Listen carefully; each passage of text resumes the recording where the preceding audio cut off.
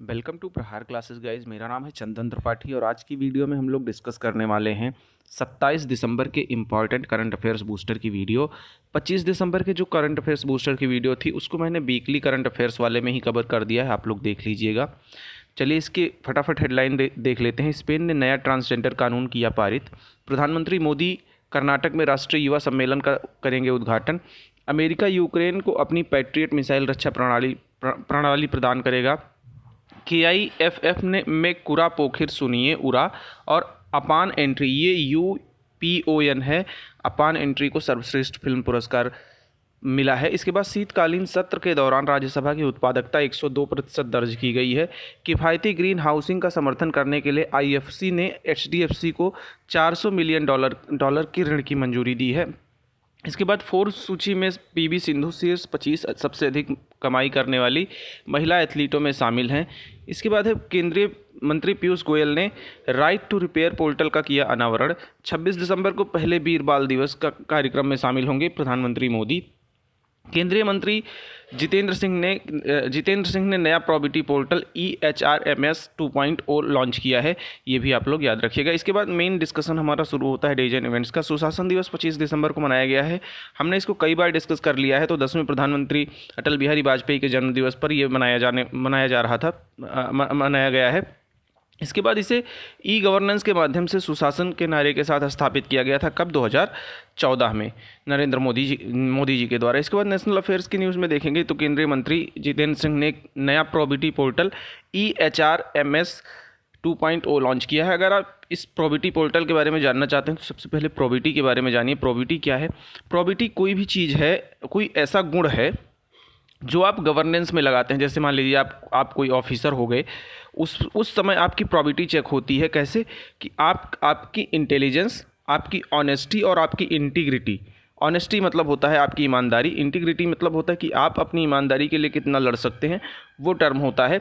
तो इन सबको मिला के प्रॉबिलिटी एक गुण बनता है जो ऑफिसर्स में होना चाहिए। उसी पोर्टल को लॉन्च किया है, प्रॉबिलिटी पोर्टल EHRMS 2.0। इससे क्या होगा? गवर्नेंस में ईमानदारी जैसे गुण बढ़ेंगे। यही आप लोग याद रखिएगा, बाकी इसमें कुछ इंपॉर्टेंट नहीं है।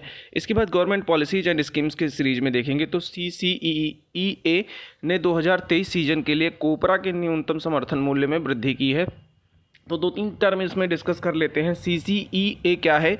आर्थिक मामलों की मंत्रिमंडलीय समिति है, ये cabinet committee on economic affairs इसका जो है वो इंग्लिश नाम है। उसके बाद कोपरा डिस्कस कर लेते हैं। कोपरा मतलब क्या होता है? जो सूखा नारियल होता है ना, बाज़ार में आपको सूखा नारियल मिलता होगा, खास करके परचून की दुकान पर, उसको कोपरा बोलते हैं टेक्निकल टर्म में।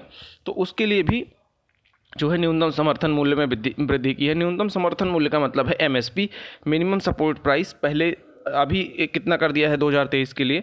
10,860 रुपये किया है प्रति कुंटल, जो कोपरा की बेस्ट क्वालिटी है, यानी मिलिंग कोपरा के लिए, और बाल कोपरा के लिए 11,750 रुपये प्रति कुंटल किया है। ये भी आप लोग याद रखिएगा। इसके बाद आर्थिक मामलों की मंत्रिमंडलीय समिति के बारे में कुछ चीज़ें जान लेते हैं। यह जो है ना, इसकी अध्यक्षता सबसे पहले जान लीजिए कौन करता है? प्रधानमंत्री करते हैं। जो भी प्रधानमंत्री रहेंगे वो CCEA की अध्यक्षता करेंगे।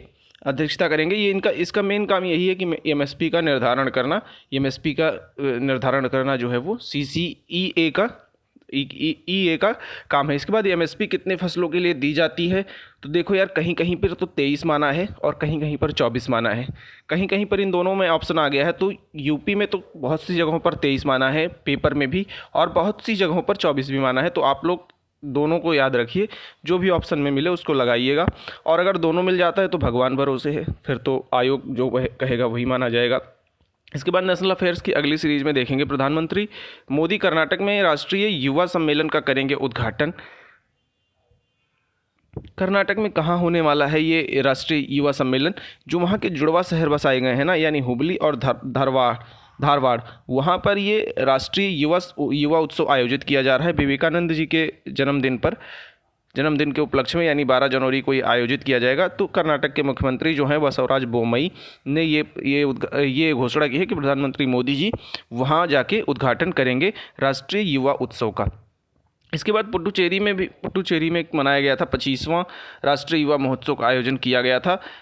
किया गया था 2022 में, ये आप लोग याद रखिएगा। राष्ट्रीय युवा महोत्सव के बारे में कुछ कुछ चीज़ें जाने तो विवेकानंद जी की जयंती पर शुरू किया गया था 1984 में, राष्ट्रीय युवा दिवस के नाम से शुरू किया गया था। अगर विवेकानंद जी के बारे में जाने तो विवेकानंद ना वेदांत और योग भारतीय दर्शन के प्रवक्ता थे, मतलब ये प्रमुख व्यक्ति थे जो पश्चिमी दुनिया में जाके प्रचार करते थे। वेदांत और योग जो है वो दर्शन है भारतीय दर्शन मुख्यतः 6 हैं, पर वैसे अगर देखेंगे तो 20 से ज़्यादा दर्शन भारतीय दर्शन हैं। अभी हम दर्शन और उसके बारे में भी जान लेते हैं, कुछ चीज़ें विवेकानंद जी के बारे में जान लेते हैं। इनके गुरु का क्या नाम था वो आप लोग बताएं। इसके बाद इन्होंने 1897 ईस्वी में एक मठ की घोषणा की थी। मैं उस मठ का नाम बताऊंगा तो आप लोग इनके गुरु का भी नाम जान जाएंगे, इस वजह से आप पहले कमेंट कीजिए, मैं इसको बताता हूँ थोड़ी देर में। तो हम डिस्कस कर लेते हैं दर्शन और उनके प्रवर्तक कौन कौन थे। इसके बाद मैं आपको बताऊंगा विवेकानंद के गुरु का नाम। तो 6 मुख्य दर्शन थे जो मैंने बताया था। यहाँ पर मैंने दर्शन का नाम लिखा है और कौन प्रवर्तक थे उनका लिखा है। तो सांख्य दर्शन के प्रवर्तक कपिल मुनि थे, योग के पतंजलि मुनि थे, न्याय के अक्षपाद गौतम जी थे, वैशेषिक के उलूक कड़ात थे, मीमांसा या पूर्व मीमांसा के जैमिनी थे, वेदांत या उत्तर मीमांसा के बादरायण थे। उत्तर मीमांसा के बहुत सारे पार्ट हुए, जैसे बौद्ध दर्शन जो है, जैन दर्शन है, ये उत्तर मीमांसा के ही बाद आए। इसके बाद स्वामी विवेकानंद जी के गुरु का नाम था स्वामी रामकृष्ण, और इन्हीं के नाम पर 1897 ईस्वी में रामकृष्ण मिशन की स्थापना की गई थी विवेकानंद जी के द्वारा, ये भी आप लोग याद रखिएगा। इसके बाद नेशनल अफेयर्स की अगली न्यूज़ में केंद्रीय मंत्री पीयूष गोयल ने राइट टू रिपेयर पोर्टल का अनावरण किया है। पीयूष गोयल ने कहाँ पर इसका अनावरण किया है? तो नई दिल्ली में इसका अनावरण किया है। राइट टू रिपेयर क्या है? आप लोग मान लीजिए कोई फ्रिज खरीदते हैं या कंप्यूटर खरीदते हैं तो उसके साथ एक बुक मिलता है, वो इसका मीन्यू होता है। उसमें इन्होंने कहा कि जो पार्ट्स में लग रहे हैं कहाँ से वो मिलेगा, उन सब की जानकारी राइट टू रिपेयर के पोर्टल के तहत इस मीनू बुक में होना चाहिए, ताकि मान लीजिए आपने कोई लैपटॉप खरीदा है और उसमें कुछ ख़राब हो गया, तो अगर आप उसको खुद सही कर सकते हैं तो खुद सही कर लीजिए, या किसी थर्ड पार्टी से अगर आप सही कराने जा रहे हैं तो कुछ उसमें उल्टा सीधा ना लगा दे मटेरियल। उसके लिए राइट टू रिपेयर पोर्टल का अनावरण किया गया है। इसके बाद 26 दिसंबर को पहले वीर बाल दिवस कार्यक्रम में शामिल होंगे प्रधानमंत्री मोदी।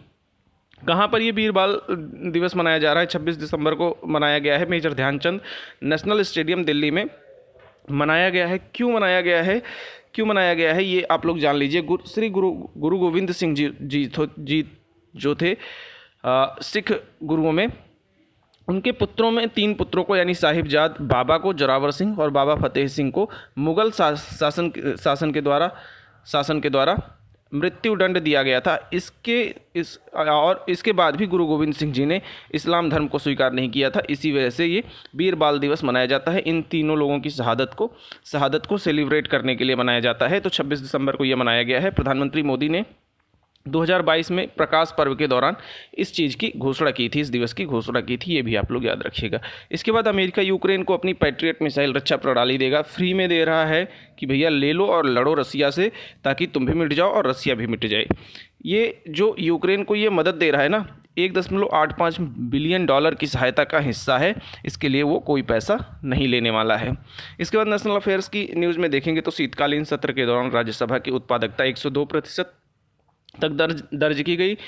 उत्पादकता का क्या मतलब है कि एक मिनट में आपने कितना काम किया है, ये उत्पादकता है। पिछले वर्ष मान लीजिए 100 बिल पास हुआ था, तो इस बार 102 बिल पास हुआ था। ये मैं आपको रॉ टर्म में समझा रहा हूँ, इसका टेक्निकल मतलब नहीं है ये आप लोग याद रखिएगा। और किसने इसकी घोषणा की है? जगदीप धनखड़ जी ने, जो हमारे उप राष्ट्रपति हैं और राज्यसभा के चेयरमैन हैं, उन्होंने इसकी घोषणा की है। इसके बाद इंडिया एंड वर्ल्ड की न्यूज़ में देखेंगे इंटरनेशनल अफेयर्स में, स्पेन ने नया ट्रांसजेंडर कानून पारित किया है। इसके तहत क्या होगा? जो 16 वर्ष से अधिक आयु के व्यक्ति होंगे, 16 वर्ष से अधिक आयु के व्यक्ति, वो बिना किसी मेडिकल अगर आप मान लीजिए कोई 16 वर्ष का लड़का है और वो मेडिकली अपना जेंडर चेंज करा लेता है, उसके लिए ये कानून नहीं है। वो प्रतिबंधित करता है कि कोई भी इंसान मेडिकल सहायता से अपना लिंग चेंज नहीं करा सकता, अपना जेंडर चेंज नहीं करा सकता है। उसके साथ ही पहले क्या था कि 16 वर्ष से अधिक मान लीजिए कोई ट्रांसजेंडर तो उसके माता पिता का भी नाम जो है वो रजिस्टर होता था। इससे क्या होता था? माता पिता के ऊपर प्रेशर आ जाता था माता पिता के ऊपर प्रेशर आ जाता था और वो बच्चों की असली जेंडर को छुपा देते थे। ये कानून इन दोनों बाधाओं को ख़त्म करता है। यानी अब कोई भी बच्चा है जो 16 साल से ज़्यादा है, अगर वो अपना जेंडर निर्धारित करना चाहता है, मान लीजिए वो लड़का है और लड़की वो अपना फीमेल जेंडर भरना चाहता है तो भर सकता है, पर ये ज़रूरी है कि वो मेडिकली जो है वो जेंडर चेंज ना कराया हो। और इसके साथ ही अपने माता पिता का नाम वो देना चाहे तो दे सकता है, नहीं देना चाहे तो ना दे। इस कानून में इतना ही है। इसके बाद बैंकिंग अफेयर्स की न्यूज़ में देखेंगे, किफ़ायती ग्रीन हाउसिंग का समर्थन करने के लिए आईएफसी ने एचडीएफसी को $400 बिलियन की ऋण दी है। आईएफसी के बारे में हम डायरेक्ट चीज़ें देख लेते हैं। इसका हेडलाइन ही इंपॉर्टेंट था, अंतर्राष्ट्रीय वित्तीय निगम इसका जो है वो फुल फॉर्म है, इंटरनेशनल फाइनेंशियल कॉरपोरेशन इसका पूरा फुल फॉर्म है। इसके बारे में जान लेते हैं। एक वित्तीय संस्थान है जो निवेश सलाह और संपत्ति प्रबंधन सेवाएं प्रदान करता है। आईएफसी विश्व बैंक समूह का एक सदस्य भी है। इसे 2018 में 2 स्वतंत्र क्रेडिट रेटिंग एजेंसियों से उच्चतम रेटिंग भी प्राप्त हुई थी। आईएफसी की स्थापना 1956 में हुई थी, ये भी आप लोग याद रखिएगा। इसका जो मुख्यालय है वाशिंगटन डीसी यानी यूएसए अमेरिका में है। इसके उपाध्यक्ष और सीईओ मुख्तार दीप हैं। 185 देशों की सदस्यता आईएफसी के पास है। इसके बाद इंडेक्स एंड रिपोर्ट्स की सीरीज में देखेंगे। आईएमएफ ने वित्त वर्ष 2023 के लिए भारत की जीडीपी ग्रोथ जो है वो 6.8% किया है और 2024 के लिए 6.1% किया है। ये भी आप लोग याद रखिएगा। किस रिपोर्ट के थ्रू किया है, तो वर्ल्ड इकोनॉमिक आउटलुक रिपोर्ट आता है आईएमएफ का, उसके अनुसार ये अनुमान लगाया गया है। इसके बाद विश्व बैंक भी न्यूज़ में था, तो विश्व बैंक के बारे में कुछ चीज़ें जान लेते हैं। अंतर्राष्ट्रीय वित्तीय संस्था है जो निम्न और मध्यम आय वाले देशों की सरकारों को ऋण प्रदान करता है। इसकी स्थापना जो हुई थी 1944 में हुई थी ब्रेटन वुड्स सम्मेलन से दो संस्थाएं बनी थी, एक आईएमएफ, एक वर्ल्ड बैंक। ठीक है, तो दोनों को जुड़वा बहनें भी बोला जाता है, जुड़वा संस्था भी बोला जाता है, ये भी आप लोग याद रखिएगा। इसके बाद वर्ल्ड बैंक में अमेरिका, जापान, चीन, जर्मनी और ब्रिटेन के पास सबसे ज़्यादा वोटिंग पावर है। इसके बाद वर्ल्ड बैंक के अगर अध्यक्ष की बात करें तो डेविड मालपास इनका नाम है। मुख्यालय वाशिंगटन डीसी का है। दोनों लोगों का मुख्यालय वाशिंगटन डीसी है, ये आप लोग याद रखिएगा। आईएफसी का, इंटरनेशनल मॉनेटरी फंड का और वर्ल्ड बैंक का, तीनों लोगों का जो है वो हेडक्वार्टर वाशिंगटन डीसी है। इसकी अगर स्थापना की बात करें तो जुलाई 1944 में वर्ल्ड बैंक की स्थापना हुई थी। संस्थापक कौन थे? जॉन मेनार्ड कीन्स और हैरी डेक्स्टर व्हाइट थे इसके संस्थापक। ऑर्बिटरीज की सीरीज में देखेंगे तो गामाका के प्रतिपादक एचआर केशवमूर्ति का हुआ है निधन। एचआर केशवमूर्ति कौन थे? गामाका एक सॉन्ग गाया जाता है, सॉन्ग का थीम है, मतलब जेनर है, कैसे गाया जाता है। इसमें 2 लोग गाते हैं। जैसे आपने रामायण देखा होगा ना, तो लव और कुश जो गाते हैं, हम कथा सुनाते राम सकल गुणगान की, ऐसा कुछ गाना है। उसमें लव गाते हैं और कुश जो है ना वो कहते हैं कि अब क्या हुआ है, अब वनगमन हुआ है, अब सीता हरण हुआ है। तो इस तरीके से एक गाता है और एक उसका मतलब समझाते हैं। ये 2 लोग मिलके गामा का गाना गाते हैं। इसका जो उद्भव हुआ था ना वो कर्नाटक में हुआ था, ये भी आप लोग याद रखिएगा। कर्नाटक में हुआ था गामाका का उद्भव। इसके बाद साहित्य अकादमी पुरस्कार दिए गए हैं 2022 के लिए। 24 भारतीय भाषाओं में दिया जाता है, जिसमें अंग्रेजी भी शामिल है, ये आप लोग याद रखिएगा। 22 दिसंबर को इसकी घोषणा हुई थी। हमने कुछ चीज़ें डिस्कस करी थी और कुछ चीज़ें बाद के लिए छोड़ दी थी, तो आज उसको हम फाइनल कर रहे हैं। उपन्यासकार अनुराधा राय, तमिल लेखक एम रामचंद्रन को यह पुरस्कार दिया गया है। मेनली इसमें क्या है कि 7 पुस्तकें हैं जो कविता की हैं, 6 उपन्यास की पुस्तकें हैं, 2 लघु कथाएं हैं, 3 ड्रामा नाटक है और 2 साहित्यिक आलोचना और एक आत्मकथा निबंध है, जिसको ये पुरस्कार दिया गया है। यह पुरस्कार संघ सरकार यानी यूनियन गवर्नमेंट के द्वारा प्रत्येक वर्ष दिया जाता है। इसकी स्थापना 1954 में की गई थी। अब देख लेते हैं किसको कौन से उपन्यास के लिए मिला है। एम राजेंद्रन जो तमिल लेखक हैं, इनके उपन्यास काला पानी के लिए इनको सम्मानित किया गया है। मनोज कुमार गोस्वामी को भूल सत्य असमिया में लिखे हैं इन्होंने, इसके लिए सम्मानित किया गया है। अनुराधा राय को all the lives we never lived अंग्रेजी में ये लिखी हैं, इनको सम्मानित किया गया है। बद्री नारायण को तुमदी के शब्द जो हिंदी में लिखा गया है, इसके लिए सम्मानित किया गया। और अनीस अशफाक जो है ख्वाब शराब उर्दू में इन्होंने लिखा है, इसके लिए इनको सम्मानित किया गया। इसके बाद अपॉइंटमेंट्स की सीरीज में देखेंगे तो पुष्प कमल प्रचंड बने नेपाल के नए प्रधानमंत्री। यहाँ पर प्रधानमंत्री बहुत ज़्यादा बदल रहे हैं, तीसरी बार ये प्रधानमंत्री बने हैं, ये भी आप लोग याद रखिएगा। किसका स्थान लिए हैं? नेपाली कांग्रेस पार्टी के शेर बहादुर देउबा की जगह लिए हैं इसके बाद नेपाल की संसद को क्या बोला जाता है, संघीय संसद बोला जाता है, ये भी आप लोग याद रखिएगा। स्पोर्ट्स की सीरीज में देखें तो ये हमारे छोटे से शेर हैं, इनका नाम है गेटो सोरा, जो आपकी स्क्रीन पर शो हो रहे हैं। गेटो सोरा ये 7 वर्ष के हैं। इन्होंने एक कमाल का टूर्नामेंट जीता है। अरुणाचल के गेटो सोरा ने जीती है जूनियर इंटरनेशनल बैडमिंटन चैंपियनशिप का खिताब इन्होंने जीत लिया है।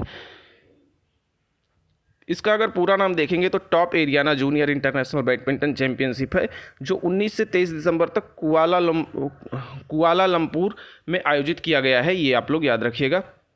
इसके बाद अगर इनके अन्य जो अगर इनके अन्य ट्रॉफी जो जीते हैं ये, उसकी बात करें तो इन्होंने थाईलैंड में आयोजित BTY योनेक्स सिंघा चैंपियनशिप में अंडर-9 पुरुष एकल का खिताब भी इन्होंने जीता है। इसके बाद पर्सन इन न्यूज़ की बात करें तो फोर्ब्स की सूची में PV सिंधु शीर्ष 25 सबसे अधिक कमाई करने वाली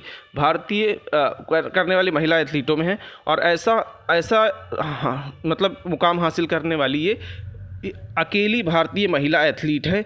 ये भी आप लोग याद रखिएगा। 12वां स्थान इनको मिला हुआ है फोर्ब्स की सूची में, और लगातार ये तीसरी बार इस सूची में शामिल हुई, ये भी आप लोग याद रखिएगा। इसके बाद PV सिंधु के बारे में कुछ चीज़ें जाने तो उन्होंने 2022 में बर्मिंघम राष्ट्र खेलों में एकल स्वर्ण और युगल रजत पदक जीता था। ये आप लोग याद रखिएगा। फिर उसके बाद पंजाब से यानी स्टेट स्पेसिफिक न्यूज है, तो प्रतिवर्ष प्रति कृषि परिवार की औसत मासिक आय में पंजाब दूसरे स्थान पर है। तो पहले स्थान पर कौन है? पहले स्थान पर मेघालय है, दूसरे स्थान पर पंजाब है, तीसरे स्थान पर हरियाणा और चौथे स्थान पर अरुणाचल प्रदेश हैं इस सूची में। इसके बाद नॉर्थ ईस्ट फेस्टिवल का 10वां संस्करण नई दिल्ली में शुरू हुआ है। कहाँ पर शुरू हुआ है? नई दिल्ली में जवाहरलाल नेहरू स्टेडियम में शुरू हुआ है। इसमें क्या होगा, नॉर्थ ईस्ट में पर्यटन को बढ़ावा देने के लिए, वहाँ की संस्कृति और परंपराओं को बढ़ावा देने के लिए ये जो सम्मेलन शुरू किया गया है। MSME मंत्री नारायण राणे ने नॉर्थ ईस्ट फेस्टिवल में MSME प्रदर्शन का उद्घाटन किया है। इसके बाद नो योर नॉर्थ ईस्ट नामक पुस्तिका का विमोचन भी किया गया है केंद्रीय मंत्री सर्बानंद सोनोवाल जी के द्वारा। इसके बाद KIFI यानी कोलकाता इंटरनेशनल फिल्म फेस्टिवल में दो फिल्मों ने पुरस्कार जीता है। एक कूरा पोखिर सुनिए उरा है, ये बांग्लादेश की फिल्म है, और एक अपान एंट्री है, ये स्पेनिश फिल्म है। दोनों को पुरस्कार वहां पर मिला है। इसके बाद मणिपुर से न्यूज़ है। मणिपुर के मुख्यमंत्री ने एक उन्नत inner line permit system launch किया, यानी मणिपुर में अगर आपको घूमना है तो इनर लाइन परमिट आपको लेना पड़ेगा वहाँ की गवर्नमेंट से, जो अब ऑनलाइन भी मिलने लगा है। इसके बाद मैप इन न्यूज़ की सीरीज में आज हम अरुणाचल प्रदेश को डिस्कस करने वाले हैं। अरुणाचल प्रदेश की राजधानी कौन सी है? ईटानगर। अगर हम बॉर्डर टच करने की बात करें तो बॉर्डर ये पश्चिम में भूटान से टच करता है, उत्तर में चीन से टच करता है, और अगर देखें तो पूर्व में म्यांमार से ये बॉर्डर टच करता है। इसके बाद कुछ चीज़ें और डिस्कस कर लेते हैं। यहाँ पर क्यों ये न्यूज़ में था? क्योंकि अरुणाचल प्रदेश अपनी जेलों को मानवीकृत करने वाला पहला राज्य बना है। ये आप लोग याद रखिएगा। यहाँ की राज्य की अगर प्रमुख जनजातियों के बारे में देखें तो आदि, निसी, सिंगफो, गालो, तागिन, अपतानी यहाँ की मेन जो हैं वो जनजातियाँ हैं। इसकी स्थापना देखेंगे तो 20 फरवरी 1987 में इसकी पूर्ण रूप में स्टेट के रूप में इसकी स्थापना हुई थी। तो दोस्तों इस वीडियो में इतना ही है। होप आपको वीडियो छोटी और इन्फॉर्मेटिव लगी हो। अगर ऐसा है तो वीडियो को लाइक कीजिए, चैनल को सब्सक्राइब कीजिए और अपने दोस्तों के साथ शेयर करना ना भूलें। Thank you very much.